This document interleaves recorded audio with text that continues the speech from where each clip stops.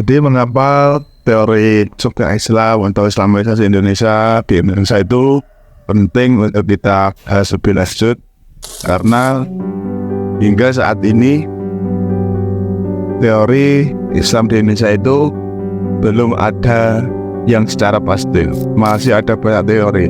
Akan tetapi dapat digarisbawahi bahwa Islam di Indonesia umumnya berlangsung melewati hubungan penduduk pribumi dengan orang asing yang beragama Islam seperti Asia, Arab, India, Cina yang bertempat tinggal di suatu wilayah di Indonesia, kemudian melakukan akulturasi budaya, perkawinan, dan mengikuti gaya hidup lokal.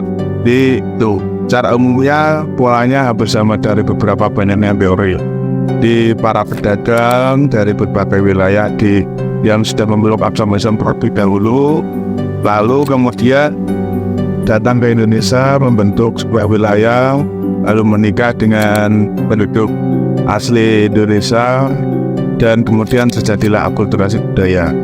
Nah, berikut ini kita akan telisik lebih jauh lagi macam-macam teori masuknya Islam di Indonesia. Nah, yang pertama adalah teori Gujarat. Teori Gujarat ini berpendapat bahwa agama Islam masuk ke Indonesia sekitar abad ke-13 yang pembawaannya berasal dari India. Teori ini dilandaskan berdasarkan hubungan dagang Indonesia dengan India yang telah lama melalui jalur Indonesia sampai timur tengah Eropa. Tokoh orientalis masa pemerintahan Hindia Belanda, Snorkogren, mendukung teori ini dan memusatkan perhatiannya pada saat timbulnya kekuasaan politik Islam, yaitu adanya kerajaan Samudra Pasai. Hal ini juga bersumber dengan keterangan Marco Polo yang pernah singgah di Perlah pada tahun 1292. Nah, yang kedua yaitu teori Arab atau teori Mekah. Berpendapat bahwa Islam masuk ke Indonesia pada abad ke-7. Sangat lama, bukan? Rentangan dengan teori yang pertama. Yang pertama abad ke-13, yang kedua abad ke-7. Dan teori Arab juga ini sebagai sanggahan terhadap teori yang pertama, yaitu teori Gujarat.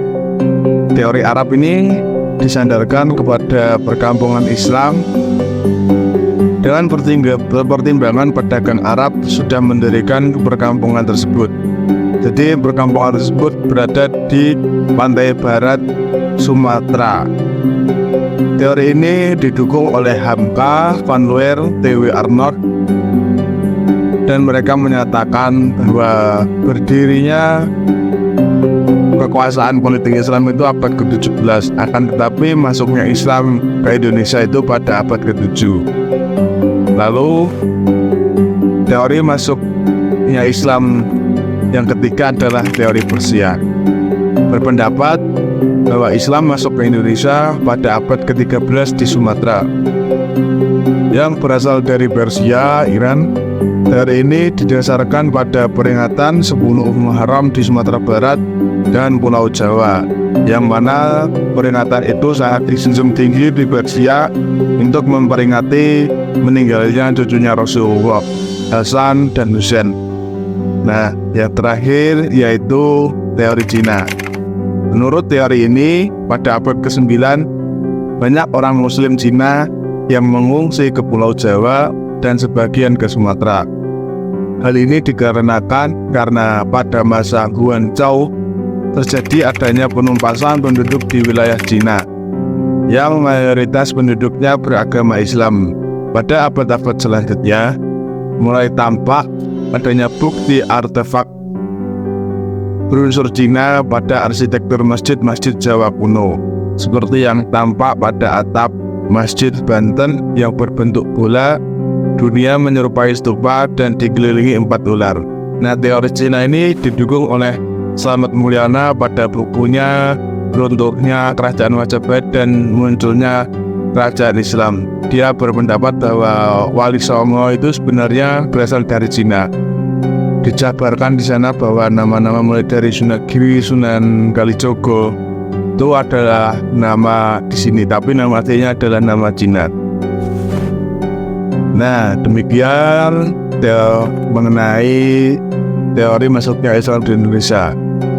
Mungkin dengan adanya video ini bisa menjadikan bahan diskusi kelak kita jika bertemu.